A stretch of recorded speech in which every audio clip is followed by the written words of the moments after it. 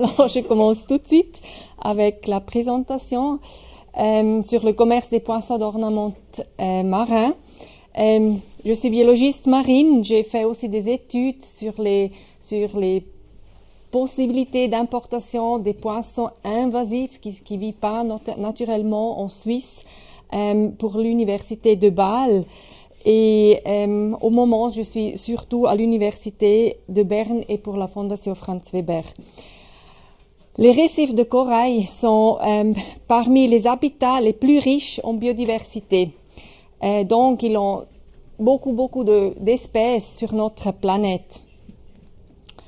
Ils sont aussi appelés les forêts tropicales des mers.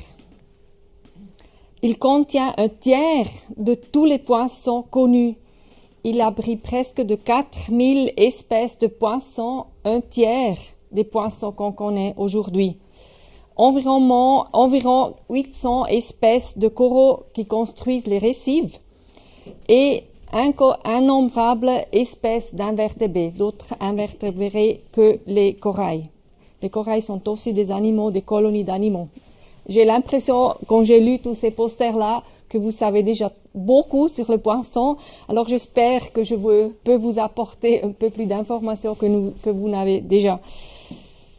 S'ils disparaissent, ces récifs coralliens, non seulement nos destinations de vacances favorisées seront perdues, mais aussi la protection côtière et les revenus de la population locale. 40% des personnes vivent à moins de 100 km de récifs coralliens sur notre planète. Mais les récifs coralliens, ils ne se retrouvent pas partout. Ils représentent que 0,2% de la surface de la mer. Vous voyez ici en orange où on retrouve des corails, mais c'est vraiment surtout à la côte et pas très bas. Il arrive peut-être à 800 mètres. À partir de 100 mètres, il y a trop peu de lumière. Les corails ont besoin de beaucoup de lumière, de l'eau chaude, mais pas trop chaude, pas des sédiments, et sinon ils vont mourir. C'est le cas de cette image-là. Vous avez probablement tout vu. Ça a passé par tous les journaux, la télé. Les océans ont beaucoup de problèmes, vous savez. Déjà aujourd'hui, 30% des corails sont morts, inévocablement. Et d'autres 20% vont être détruits dans 2 ou 20 ans. Parce qu'on a un réchauffement climatique. Et récemment, il y a 2016, la grande barrière de corail en Australie, même elle, qui est vraiment énorme, qu'on essaye de protéger le mieux possible, 60% des corails sont morts parce que le climat, parce que la température des eaux de la surface a resté trop chaude pendant trop de temps. Les corails, ils vivent dans une symbiose avec des algues et quand c'est trop chaud, ils rejettent ces algues. Et les algues font de manière que les corails puissent faire de la photosynthèse pour se nourrir. Et s'ils perdent les algues, ils deviennent blancs et après quelques temps, ils meurent. Et c'est que les squelettes qui vont rester. Et c'est ça qu'on voit quand ils deviennent tout blancs. Et c'est pas le cas qu'ils vont s'ils perdent les algues et ça prend peut-être une semaine, 2, il est possible qu'ils reprennent les algues comme symbiontes. Si ça se passe pas, ils meurent. Et pour qu'une larve de corail se reproduise, c'est pas le cas qu'ils se reproduisent autour de ce qui est resté, mais ça, c'est une très petite larve qui après doit reconstruire un corail entier. Alors ça peut prendre beaucoup de temps. Normalement, il y a les algues qui arrivent et s'il y a les algues pour une larve de corail, c'est très difficile de pouvoir grandir. Comme je disais, les mers font face à de nombreux problèmes, tels que l'exemple que je viens de montrer, la pollution, le plastique, la surpêche, comme vous avez aussi lu ici surtout. Un problème que les corails surtout ont, c'est le commerce des poissons d'ornement marin. Ce commerce est marginalisé, on en parle carpa parce qu'on dit que oui, c'est pas un problème, c'est tellement petit. Mais c'est devenu vraiment un problème. Il a commencé en 1930, plus ou moins, dans les Philippines, et on a attrapé des poissons, les mettait dans des aquariums, et aujourd'hui c'est devenu une industrie énorme, j'en vais parler un peu plus, où on a un récif corallien dans des aquariums qui peut être en 10 litres. Alors c'est devenu une chose où on a un habitat entier et pas seulement un poisson, c'était déjà mauvais ça, mais maintenant on a un habitat entier dans ces aquariums. Comme j'ai été introduit, je fais une étude pour chez l'université de Berne, mon doctorat, sur le commerce exactement de ces poissons pour la Suisse et pour l'Europe.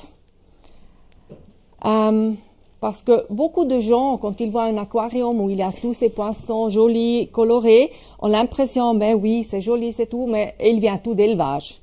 Mais c'est exactement pas le cas. Les poissons marins d'ornement se reproduisent guère pas dans les aquariums. Ça leur plaît pas et alors ils peuvent pas être élevés. Il y a presque pas de poissons d'ornement qui se reproduisent et comme ça, presque tous les poissons que vous voyez dans un aquarium marin reviennent des corails, des barrières corallines. Dans le commerce, il y a plus de 2300 espèces de poissons. Vous vous souvenez, je vous ai dit, il y en a presque 4000 dans les récifs. Plus de la moitié sont dans le commerce.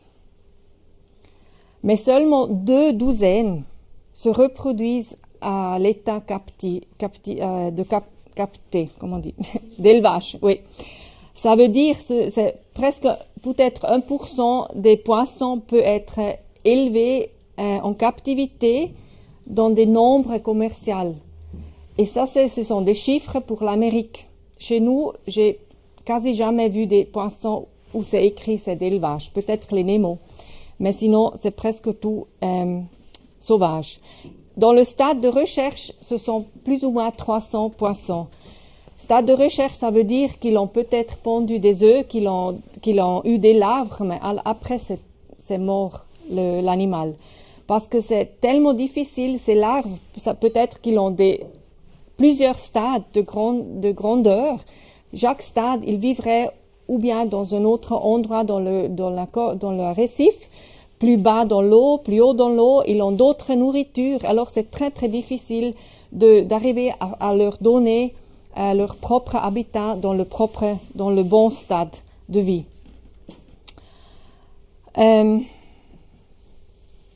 Les États-Unis ont fait une recherche, c'est un des peu recherches qu'il existe, et ils ont récolté les chiffres des imports et sont arrivés à dire qu'ils importent chaque année 10 millions de poissons, de corail. Et on estime que l'Union européenne importe plus ou moins la même chiffre. Comme je disais, j'ai fait cette étude, c'est une partie de ma dissertation pour le Office fédéral suisse. Je dois regarder comment il s'est appelé en français. L'Office fédéral suisse de la sécurité alimentaire et des affaires vétérinaires. Et à la fin, j'ai aussi dû faire des estimations parce que, comme je vous disais, c'est très très compliqué de recevoir des données parce que ce commerce est très mal étudié. J'ai compilé les premiers chiffres pour la Suisse et il est devenu clair que pour les poissons, on a encore plus mal des informations que pour les autres animaux, comme vous êtes surtout à la connaissance de ça. Il n'y a pas de mécanisme spécifique pour contrôler ce commerce. Il y a une base de données sur le commerce des animaux vivants et des produits d'origine animale qui exige que les animaux entrant de l'Union européenne et en Suisse soient inspectés pour éviter des fouilles d'animaux et pour payer les taux, naturellement. Et c'est pas exact, ça les intéresse pas si c'est un poisson Nemo, si c'est une dorée. Je parle comme ça parce que je veux pas vous donner tous les noms scientifiques, mais ça les intéresse pas. À eux, ça intéresse surtout combien de poissons rentrent ou combien ils sont lourds, comme on dit. Le poids des poissons, exactement. Parce que s'il vient pour payer les taux, il prend le poids et c'est avec l'eau. Alors ça n'apporte rien. Parce que peut-être c'est 400%, c'est eau si c'est un poisson petit comme ça. Mais ça devient très compliqué. Le deuxième très grand problème, c'est que de ces 4000 espèces de poissons corail, 70% ne sont pas évalués par la liste rouge de la UICN. Ce qui signifie pas qu'ils ne sont pas menacés. Ça veut dire qu'on a trop peu d'informations de la biologie, de l'écologie, du commerce de ces poissons que la UICN n'est pas arrivée à les évaluer. Alors, si on regarde toutes les espèces, ils ne sont pas évalués. Pour la Suisse, vous voyez ici les deux chiffres de ma publication. Pour la Suisse, j'ai eu très peu d'informations sur les espèces. Les documents d'importation, des fois, avaient des listes d'espèces. Ça, j'ai retiré, je l'ai mis dans une base de données. À la fin, je savais combien d'individus étaient entrés en Suisse, mais seulement de 2,4% de ces individus, je savais quelle espèce c'était. Alors, c'est très peu. Et de ces 2,4%, plus de 50% ne sont pas évalués par la UICN. Mais c'est une information un peu, parce que peut-être les 96% étaient tout évalués. Je pense pas, mais voilà. Ce commerce n'a pas de contrôle ou de protection. Presque pas. Il y a des endroits comme en Australie où on a un peu plus de contrôle, mais sinon, c'est très peu qu'on sait. Il y a plus de 40 pays qui sont impliqués. Ça a commencé, comme je disais, en Philippines, mais la Philippine et l'Indonésie sont les deux pays qui exportent le plus. Mais il y a le Sri Lanka, le Vietnam, il y a beaucoup de pays aussi des Caraïbes. Et les poissons qui meurent sont simplement remplacés parce qu'un poisson semble être comme l'autre. Alors, même dans des aquariums publics, s'il perd un poisson, il le remplace et personne s'en aperçoit. Parce qu'on n'a pas de loi qui dise qu'on doit lister tous les poissons qui meurent. Ils devraient faire ça dans les eaux, par exemple, mais normalement, ils les coupent et les donnent à manger aux autres poissons. Peut-être vous avez entendu parler de la Convention sur le commerce international des espèces de faune et flore sauvages menacées par l'extinction. Très compliqué. C'est la CITES. C'est une convention qui récolte des données des animaux qui sont commercialisés internationalement, s'ils sont sur les listes de cette convention, ou qui peut interdire le commerce. Les pays, 90 pays, je pense, aujourd'hui, se sont mis d'accord que si une espèce ne doit pas être commercialisée, qu'il n'est pas vendu internationalement. Mais s'il la vend quand même, rien ne va se passer. Il ne va pas avoir des embargos ou des choses comme ça, parce que c'est que des animaux.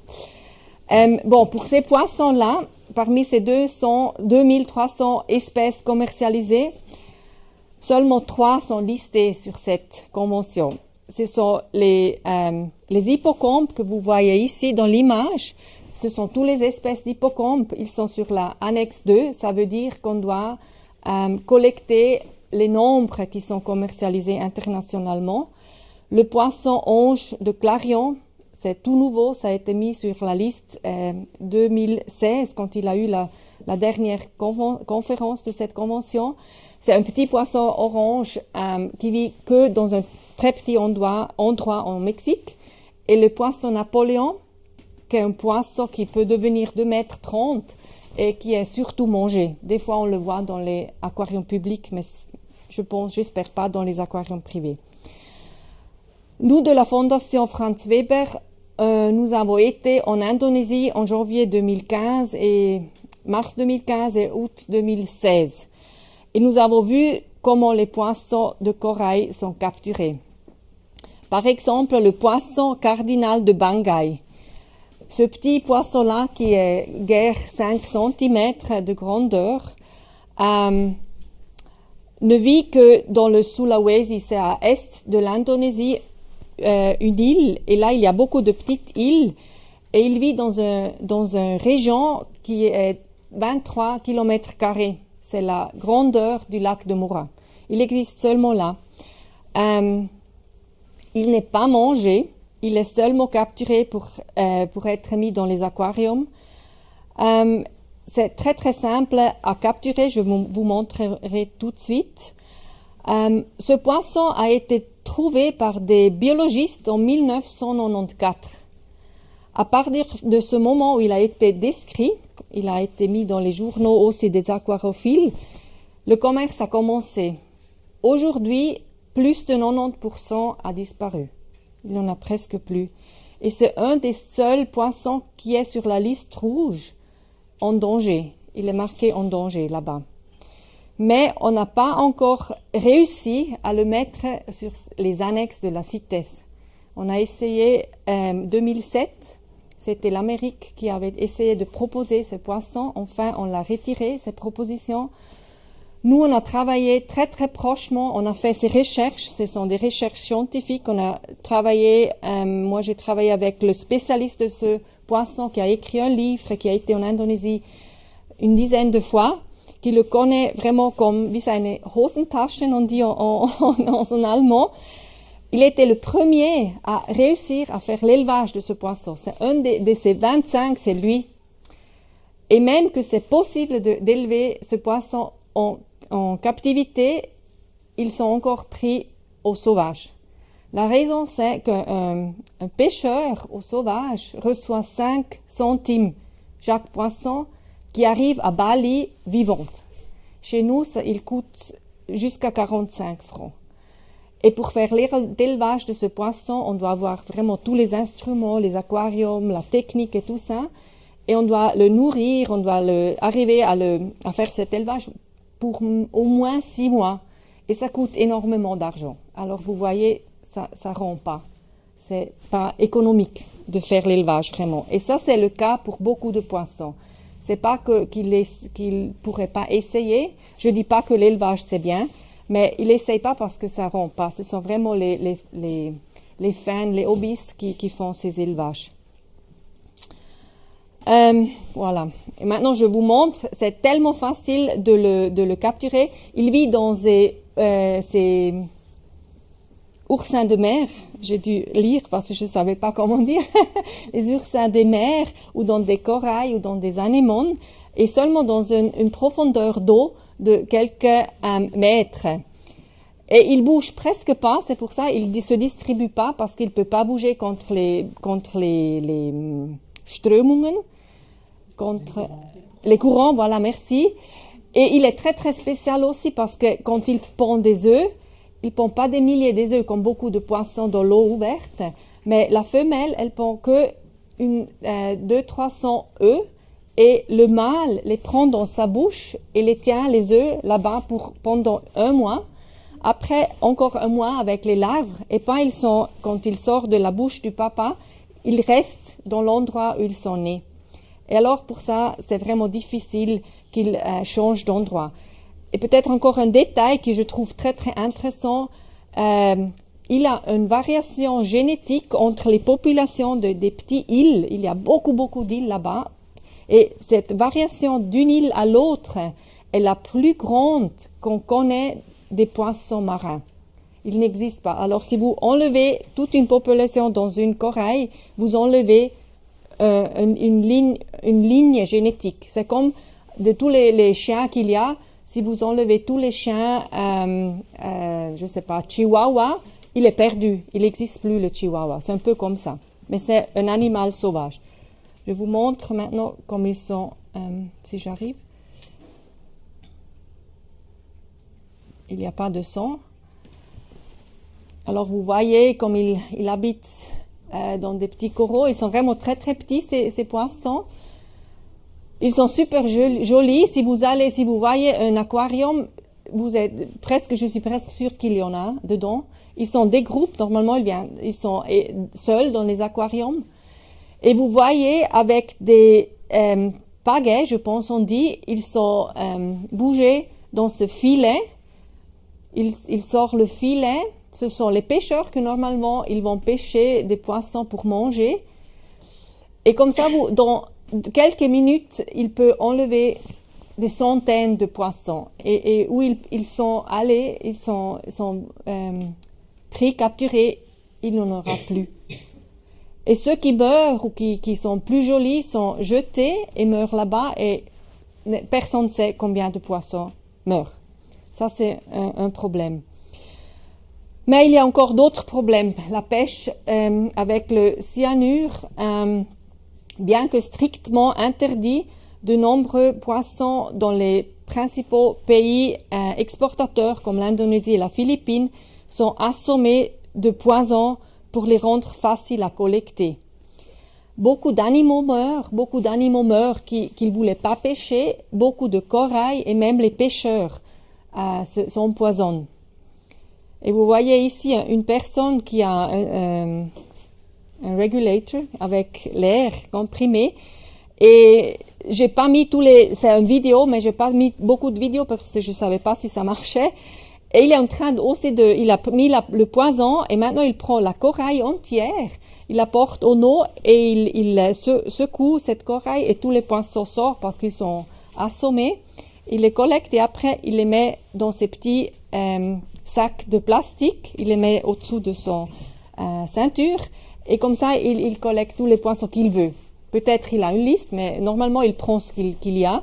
Colorés, vous voyez ici des poissons anges et les poissons très très jolis. Et beaucoup d'eux, ils meurent avant qu'ils arrivent même dans le bateau ou surtout dans les aquariums. Et après, il y a aussi des méthodes très cruelles, je trouve, pour capturer des poissons. Je suis désolée, c'est une image très très floue. Ça, c'est un poisson mandarin. Je ne sais pas si vous voyez, ça, c'est sa bouche. C'est nageoire. Et il est avec une lance, ce poisson mandarin est capturé et sa lance, il essaie de la mettre dans son ventre pour que l'air sorte et il le prend comme ça parce qu'il vit sous les corails et c'est très difficile à le capturer. Alors ça, c'est une méthode qui apparemment fonctionne. Encore des blessures, c'est quand on prend des poissons qui ne vivent pas à 2-3 mètres comme maintenant le bangkai, qui vivent plus profondément. Si on le ressort trop vite, avec la pression dans la vessie natatoire qui devient plus large, si la pression diminue, il va regurgiter l'estomac ou bien les darmes. Bon, il va mourir et c'est comme si son ventre va exploser, il va sortir de la bouche. Pour que ça ne se passe pas, il le poignarde dans le ventre pour faire sortir l'air. Et beaucoup sont blessés, je suis sûre, ça leur fait très mal.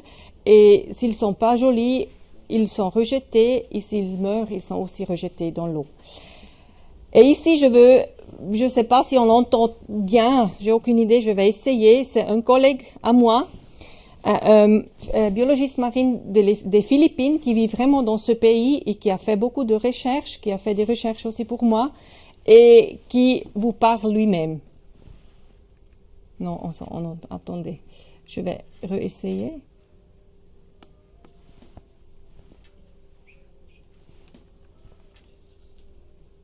Bon, ça va pas, mais peut-être vous pouvez lire. Mais c'est en allemand même. Je sais pas pourquoi ça va pas. Bon, c'est pas terrible. Je peux vous dire ce qu'il dit. Si je fais pas, ça va pas. Je sais pas pourquoi. Peut-être pour ça. C'est égal. Peut-être, oui, j'ai pas pensé. Mais ça fait rien, parce que ce qu'il dit, c'est que ça peut être que 80% des poissons qui sont attrapés ne survivent pas jusqu'à l'aquarium. C'est le transport, la capture et tout le handling quand il le prend dans les mains, parce qu'il peut changer 10 fois de sac, aquarium, du pêcheur jusqu'à le premier commercialiste. Après, il doit le remettre dans le sac à plastique et le deuxième jusqu'à ce qu'ils arrivent après peut-être des jours, même des semaines. Le bangkai, ça prend tellement de temps jusqu'à ce qu'il arrive où il y a un aéroport Et là, ils doivent attendre, c'est chaud, l'Indonésie est chaud, il est très humide et les bactéries, ils commencent à grandir très très vite. Alors beaucoup de poissons meurent, 80% des poissons peuvent mourir avant qu'ils soient même vendus.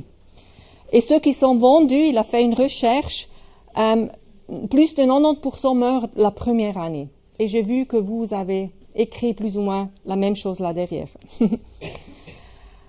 Le stress est aussi très très grand pour ces poissons. Vous voyez ici ce poisson âne léopard, j'espère que c'est le bon nom en français.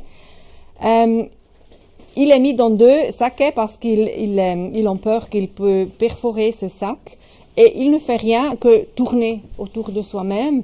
Et il ne leur donne pas à manger parce que ça ferait de la pollution dans l'eau et ça ferait de façon que les bactéries grandissent encore plus vite. Alors, on ne leur donne pas à manger. Ils sont tenus dans des petits endroits, petits aquariums seuls. Ces poissons ne font rien d'autre que tourner autour de ça et il attend qu'ils sont vendus. Ce sont des poissons empereurs naines dans ces petits aquariums. S'ils ont la chance, je ne sais pas si c'est une chance, mais s'il arrive aux aquariums, ici on est dans l'aquarium public de Gênes, de Genova, il y a toutes sortes de poissons. J'ai pris quelques exemples de requins ici avec le nez soufflé, car il flotte à plusieurs reprises dans les obstacles, dans les vitres. Il est vraiment très très blessé, ce pauvre requin. Mais ils n'ont pas seulement des blessures, ils ont aussi vraiment des déformations. Regardez ce requin dans l'aquarium. Il a une queue qui est cassée, il y a un nez qui est lancé en eau, et il y a une bosse. Et si vous allez dans un aquarium, regardez ces animaux, les poissons, les requins, les raies. Dans la nature, on ne voit pas tellement bien maintenant, mais dans la nature, il n'a jamais cette forme. La queue est jolie, le nez est étroit, c'est pas normal qu'il ait qu'il ait cette forme-là. Mais c'est une chose typique pour les animaux dans les aquariums. Les aquariums publics surtout aiment aussi montrer des espèces très spéciales comme ce récit à cause de sa grande scie. Et ces espèces sont vraiment en danger d'être exterminées. Il y en a presque plus et ce raies est aussi une des peu espèces de requins et de raies qui est sur la liste de la CITES, même en appendix 1. Ça veut dire que le commerce est interdit. Mais les aquariums publics, normalement, ont des exceptions et il peut avoir n'importe quoi parce que c'est pour des choses d'éducation. C'est pour éduquer le public. Un autre tout petit film que j'aimerais vous montrer vite, c'est je viens d'aller voir les aquariums dans le zoo de Bâle. Ils sont, comme je vais vous dire, comme il a déjà été dit, ils vont construire un grand aquarium. Maintenant, ils ont des aquariums, des terrariums chez eux. Ils disent que c'est le mieux qu'il est, que c'est vraiment bien maintenu le tout, que c'est exactement un endroit où on apprend tellement de ces poissons, des animaux, de l'eau. Ils ont l'eau douce et l'eau marine. Et ici, vous voyez une girelle royale. C'est un poisson qui vit dans la Méditerranée. C'est pas un poisson tropical. Mais ils en ont beaucoup. Ils en ont un à Bâle. Et je veux que vous regardez très bien ce petit poisson. On le voit pas bien, c'est pour ça que j'ai mis aussi cette image. La première partie très courte, il est au sauvage. Si j'arrive. Alors, ici. Et vous voyez comme il est tout droit, il nage très vite, il bouge vite. Et ce petit mec-là, il est de l'aquarium de Bâle. C'est un mâle. Normalement, il a un harem de 15 femelles. Il était tout seul. Et c'était pas le seul poisson qui avait un aspect tellement déplorable. Il a, comme avant, son dos est vraiment bossé, la queue est mordue et il va vraiment pas bien. Et j'essaie toujours de dire aux personnes, mais regardez aussi ces animaux dans les yeux. Il avait des animaux qui étaient aveugles, des animaux comment on dit, ils bougeaient pas et tout ça, mais on le voit qu'ils vont pas bien. Et moi, je suis de l'opinion qu'on n'apprend vraiment rien. On apprend que ces poissons, c'est bien de tenir des animaux en captivité, mais on n'apprend pas des choses utiles, vraiment. Et naturellement, on essaye aussi d'avoir des animaux qui donnent un peu peur. Les requins doivent faire peur, sinon c'est pas un requin. C'est un requin taureau. Aussi, j'ai fait une photo, elle est pas tellement bonne. On voit les dents qui devraient faire un peu peur. Il est en danger dans la nature et il bouge. Maintenant, il nage au-dessus de moi dans un tunnel. Et vous verrez que les tunnels, ils sont partout. Ici, nous avons un petit requin léopard. C'est de nouveau il y a 2-3 jours que j'étais au zoo de Bâle. Et vous voyez comme il bouge. On appelle ça scientifiquement hospitalisation. Je ne sais pas si c'est le bon mot en français. C'est quand ils font tous ces comportements stéréotypiques, exactement. Les éléphants qui font comme ça avec le tronc, voilà. Ou bien les chats qui vont toujours en tour. Et les poissons, on ne s'intéresse pas. Mais ce requin fait exactement ça. Elle tourne tout le temps. Et j'ai vu des images et des films des requins plus grands, et ce aquarium est beaucoup trop petit pour cet animal. J'ai vu des requins qui faisaient exactement ça, et ils passaient toujours près de la vitre, que leur nageoire d'une côté était devenue beaucoup plus petite que l'autre, parce qu'ils passaient toujours comme ça près de la vitre. Voilà. Je vous raconte beaucoup de choses qui sont pas très jolies, mais c'est la réalité. Ce poisson, ange empereur, est en train de mourir lui aussi. C'est aussi un petit film. On va le bouger de côté. On l'a pêché à cause de ce jolie coloration, et c'est un jeune. Et ce jeune n'a pas encore eu de bébé, alors il est enlevé, pas de bébé. Pas de progénité, et ce dessin est clairement, on le voit presque toujours dans les aquariums. Quand il est grand, il devient comme ça, mais on le voit vraiment pas bien. Ça, on peut pas changer ici. Bon, il est bleu devant, et après il y a cette striature derrière jaune et bleu. Il est aussi en train de mourir. Il devient un peu plus grand que le jeune, et un poisson globe, parce qu'il est en train de mourir, est déjà en train de le manger. Parce qu'on le tient sans nourriture pour qu'il ne pollue pas l'eau. Voilà un autre pauvre poisson qui est en train de mourir. C'est aussi une jeune lèvre douce. Je pense qu'il est appelé comme ça aussi en français. Et normalement, quand il est adulte, il est jaune et bleu, aussi avec des raies. Celui est capturé parce qu'il est tellement joli à regarder avec ses points noirs et ses striatures noires. Et il est en train de mourir. Et vous voyez d'autres poissons qui sont déjà morts. Et aussi dans ces aquariums, il y a toutes sortes de poissons.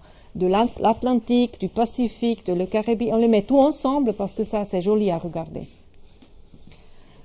Voilà. Et après, il y a naturellement aussi des problèmes techniques qui font de sorte que ces poissons meurent. Peut-être vous vous souvenez, dans 2009, je pense, c'était à Frutigen.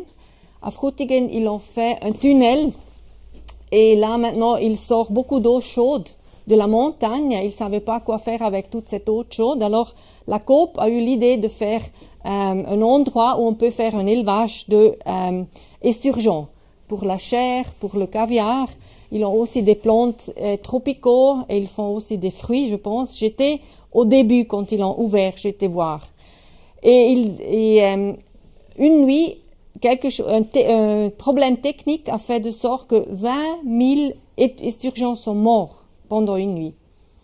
Par hasard, j'ai vu tous les papiers de la douane, parce que j'ai fait ma recherche, et l'année d'après, quelques mois plus après, c'était la fin de l'année où ils sont morts, 20 000 esturgeons ont été importés pour Frutigen.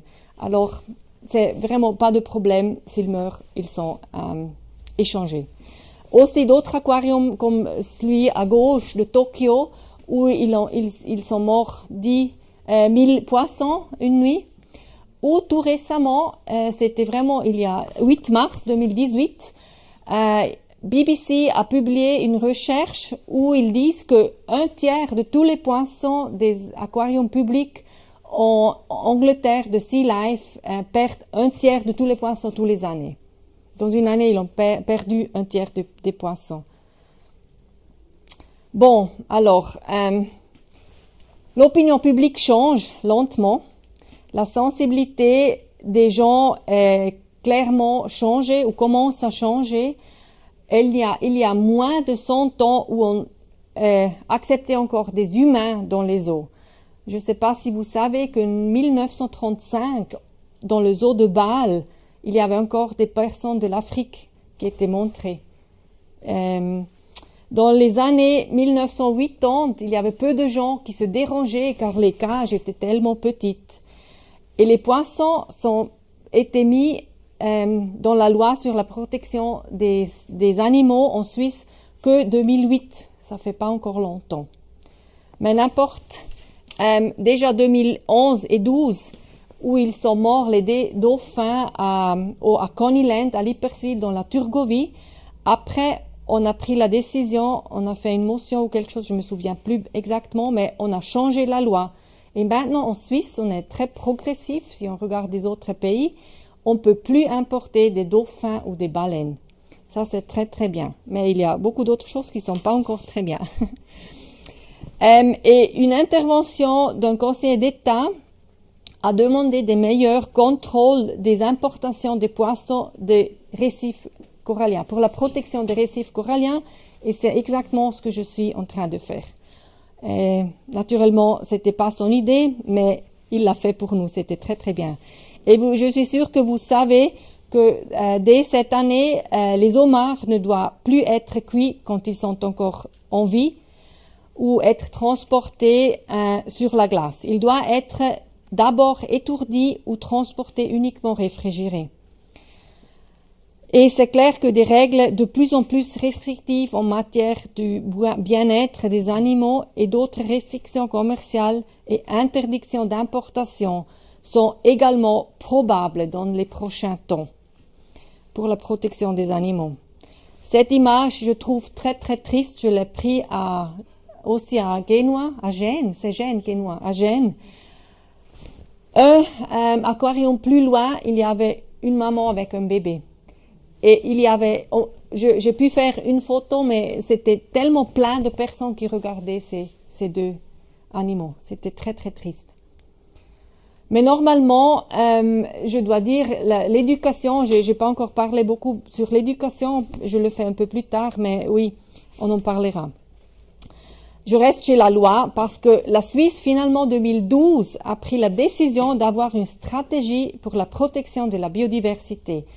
On a passé le plan d'action l'année passée. Je commence pas à en parler parce que on aurait pu faire mieux. Mais au moins, maintenant, on a un plan d'action. Mais ils disent aussi que la mesure 10 de cette stratégie dit qu'on doit réduire à un minimum l'impact humain sur les récifs de corail. Alors, ça veut dire on ne devrait pas voler, on ne devrait pas prendre toujours la voiture, on devrait manger moins de viande et tout ça. Mais aussi, un aquarium public, la construction d'un aquarium public est diamétralement opposée à ce but-là, parce qu'il va utiliser des animaux, beaucoup de ressources, des ressources aussi énergétiquement, et ça va pas. C'est vraiment une chose dépassée, je trouve. Les mers vont vraiment, vraiment mal, vous savez, et ils vont tellement mal que l'année passée, l'ONU a même introduit une nouvelle convention pour la protection des mers. Ça n'existait pas avant. Et Antonio Guterres, le secrétaire général, a dit la situation est dramatique. On commence à comprendre que ça va vraiment plus, que ça va être, oui, vraiment, si les mers sont mortes, on va disparaître nous aussi très bien, très, très vite. Les zoos ont leur stratégie, les zoos et les aquariums ont leur stratégie. Il admet que seulement 25 poissons de corail peuvent être élevés. mais quand même, ils continuent à avoir des aquariums. Et dans tout le monde, il y a plus que 1000 aquariums publics, sans compter les aquariums dans les eaux. On estime, ce sont des chiffres de l'ONU de 2003, on estime qu'il y a 2 millions de personnes qui ont un aquarium, précisément aquarium marin, bien compris. Et ce volume de vente de cette industrie est énorme. Il essaye toujours de nous faire croire que c'est une industrie marginalisée. Oui, ces aquariums, c'est rien si on regarde qu'est-ce qui se passe avec la pêche industrielle. La pêche industrielle, vous pouvez le lire là derrière, c'est une chose atroce. On attrape tellement de poissons. Et là, on perd un tiers des poissons qu'on ressort, sont rejetés à la mer. Pour les poissons des corails, c'est jusqu'à 80%, on l'a entendu. Même que ce sont moins, mais relativement, c'est incroyable. Et on essaye de nous faire croire que c'est une chose marginale, vraiment. C'est pas le cas. Alors, toute l'industrie, c'est les poissons d'eau fraîche et les poissons d'eau marin, c'est 15 milliards de dollars chaque année. C'est pas seulement les poissons, c'est aussi les aquariums, toute l'industrie. Et on estime que 10%, c'est toujours les marins. Alors, c'est 1,5 million de dollars le volume de vente de cette industrie. Et c'est pas peu. C'est clair, on a notre campagne contre cette construction du aquarium à Bâle, qu'il appelle l'Oceanium. Et ils disent qu'ils sont innovatifs, qu'il n'y en a pas dans le rayon de 500 kilomètres. C'est une chose unique. C'est pas du commerce, ils vont faire de l'éducation et c'est durable et tout ça. Si vous voyez sur cette carte, tous les aquariums qu'on a déjà en Europe, ce sont 150. Dans le rayon de 500 kilomètres, il y en a 5. C'est Lac de Garda, un aquarium géant, Gênes, Lyon, Munich et Constance. De Bâle, Constance, c'est même pas 2 heures pour y arriver. Et alors, c'est vraiment rien de nouveau. Et ici, à Lausanne, vous savez bien que vous avez ouvert l'Aquatis récemment. Et je suis allée le voir et je peux vous dire, il n'y a rien de nouveau. Il y a quelques expositions virtuelles maintenant, mais pour moi, c'est pas une chose immersive. Ils disent qu'on une immersion dans le virtuel. C'est pas du tout le cas. Il montre des poissons qu'on voit aussi à Bâle, par exemple. Ce brochet long, c'est un poisson très très vieux, évolutivement. C'est un des poissons qui vivent très très longtemps aussi en captivité, mais il a un aspect très spécial, alors on le montre. Derrière, vous voyez un esturgeon à spatule. Quand il ouvre la bouche, il a un aspect très étrange, alors on le montre. Honnêtement, je dois dire, pour être honnête, que les poissons qu'on voit à Aquatis, beaucoup sont d'eau douce.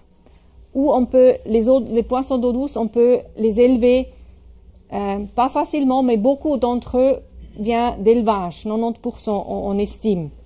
Quand même, ces 10% qu'on prend de la nature, ce sont des volumes énormes. Et ça pose aussi un problème. Et l'élevage, c'est pas aussi une très jolie chose pour les poissons.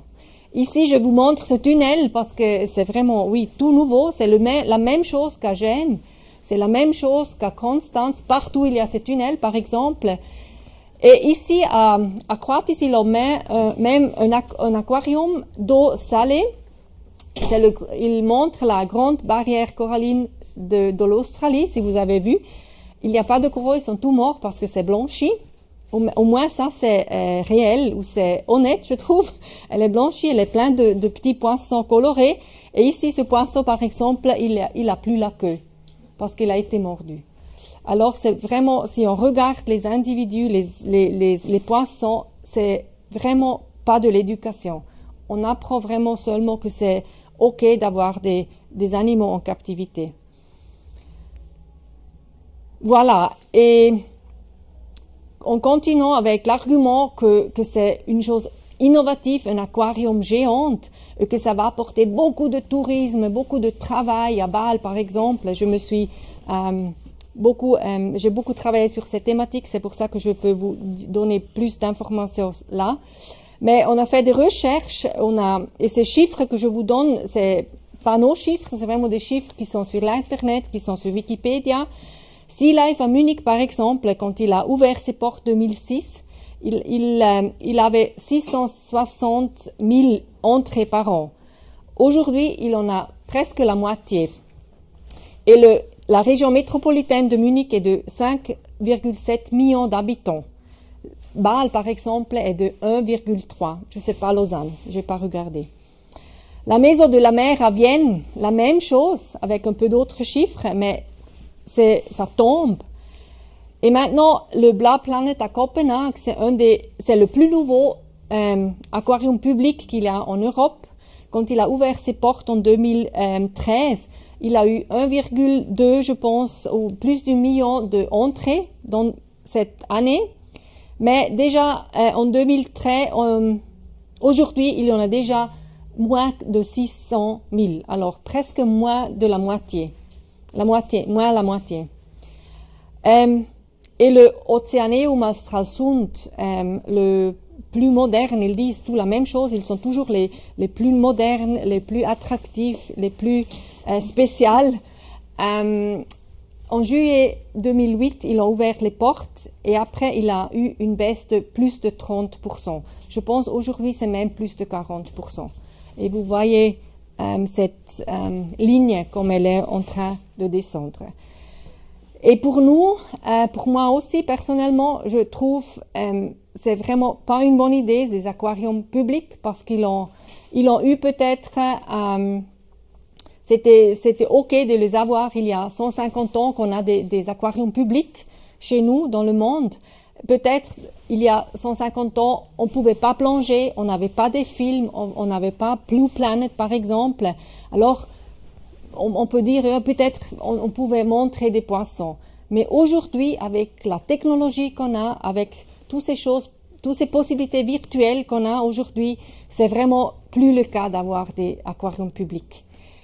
Et je veux seulement vous montrer ce petit film. Je trouve c'est très très rigolo à la fin, mais je vous laisse regarder si je trouve voilà ici.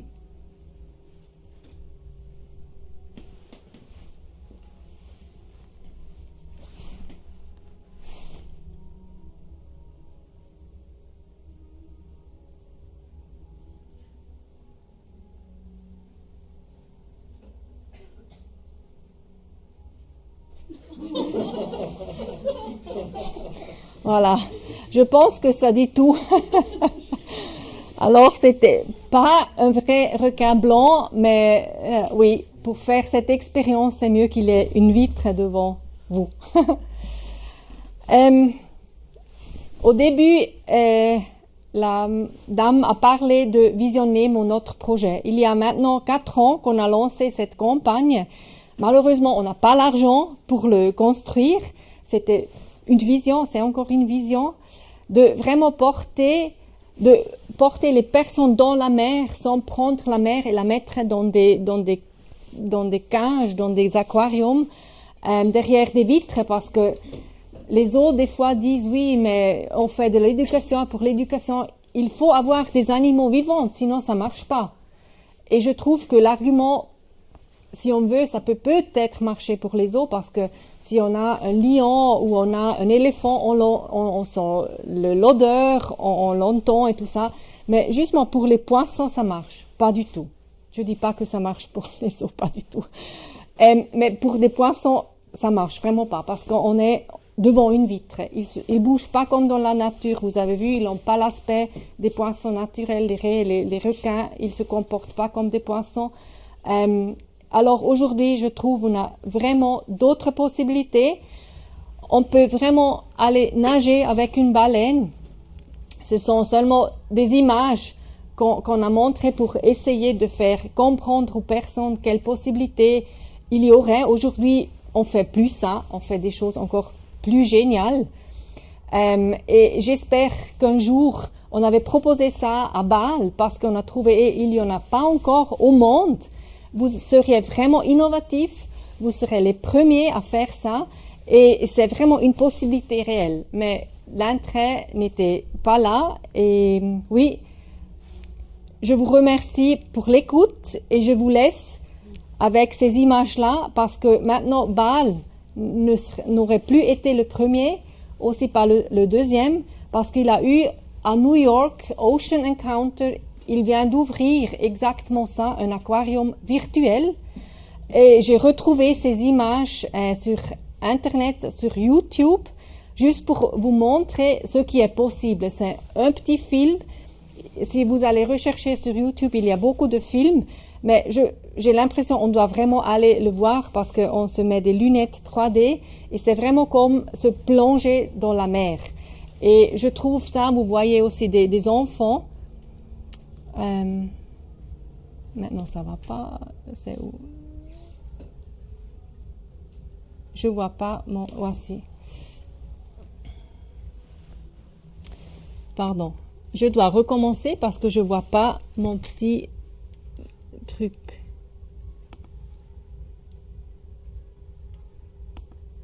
Voilà. Ah non, non. Maintenant, ça marche. Alors, c'est pas un aquarium.